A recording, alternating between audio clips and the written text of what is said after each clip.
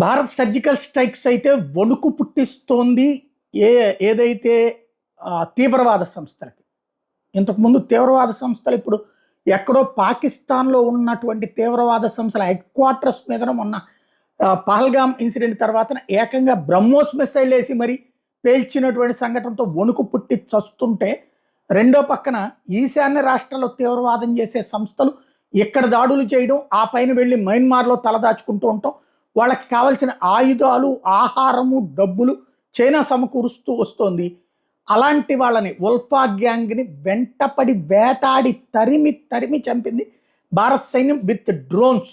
Drone attack భారీ ఎత్తున చేసుకొచ్చింది. Myanmar సైన్యం కూడా అక్కడ పక్కన నిలబడి చూసింది తప్పనిసరి పరిస్థితులు. ఎందుకంటే మయన్మార్ సైన్యానికి మన అవసరం ఖచ్చితంగా ఉంది కాబట్టి.